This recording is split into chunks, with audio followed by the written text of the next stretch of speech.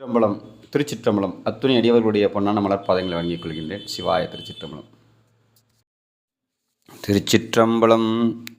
காளியான தெய்வம் காளிமாதேவி ரௌத்ரி அம்பாவை எழுப்புகிறாங்க. எப்படின்னா, மாலரியா நான் முகனும் காணாமலை இணை நாம் போலறிவோம் என்றுள்ள பொக்கங்களே பேசும் பாலுரு தேன்வாய் படிரி கடை திறவாய் ஞாலமே விண்ணே பிறவே அறிவறியான் கோலமும் நம்மை ஆட்கொண்டருளி கோதாட்டும் சீலமும் பாடி சிவனே சிவனே என்று ஓலம் இடீனும் உணராய் உணராய்கான் எழ குழலி பரிசேலோர் எம்பாவாய். திருமாலாலையும் அரிதற்கரிய பெருமான் எம்பெருமான்.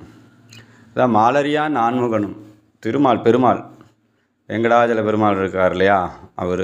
ஆனால் மால் நிறைய இருக்கிறதா சொல்கிறாங்க. மால் ஒவ்வொரு தேவதாக்களும் 100 முறை 100 வருடத்திற்கு இருக்கும், மீண்டும் அது பிறக்கும், மீண்டும் அது மறையும் அப்படின்னு சொல்கிறாங்க. மாலரியா நான்முகனுக்கும் அதே தான். இப்போ நான்முகனும் நிறைய பேர் இருக்காங்க, அதான் மாலும் நிறையா இருக்காங்க. மாலரியா நான்முகனும் காணாமலையினும். அப்படிப்பட்ட திருமாலாலயம் பிரம்மனாலயம் காண முடியாத அளவுக்கு மலை.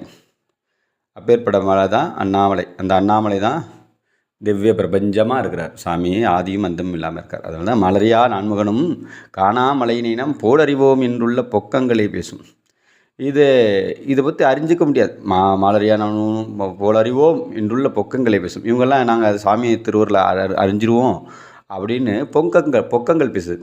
அதாவது தேவையில்லாத பேசி கொண்டிருப்பது. நாங்கள் சாமி திருவடி அடைஞ்சிருவோம், சாமியை எண்ணிடுவோம், பார்த்துருவோம் அப்படின்ட்டு. பாலுரு தேன்வாய் படிரி கடை திரைவாய்.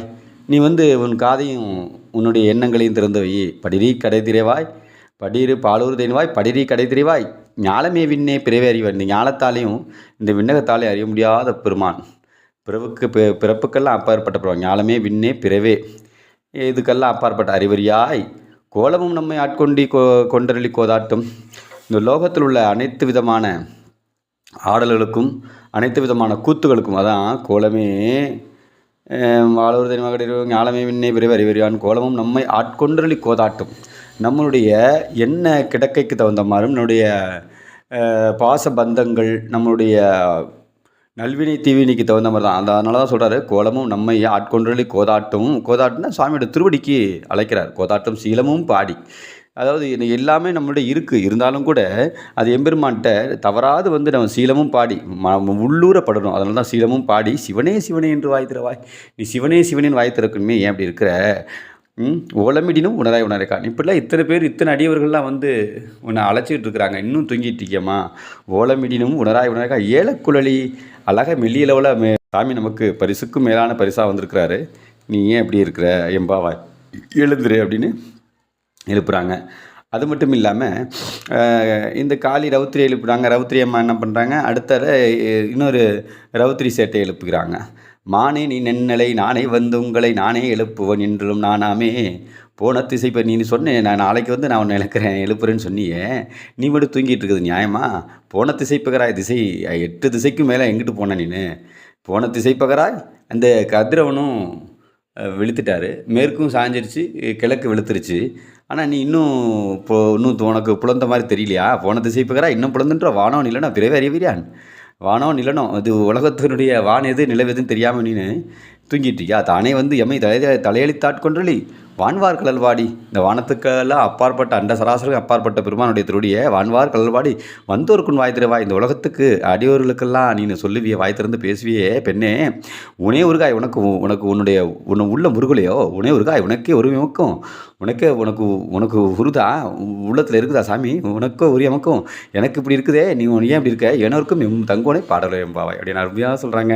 அப்புறம் சேட்டை வாமையை எழுப்புறாங்க. இதெல்லாம் முடிஞ்சது இல்லாமல் ரௌத்ரி காளி ரௌத்ரி எழுப்புனாங்க, ரௌத்ரி சேட்டை எழுப்புனாங்க. இப்போ சேட்டை என்ன பண்ணுறாங்க, வாமை எழுப்புறாங்க.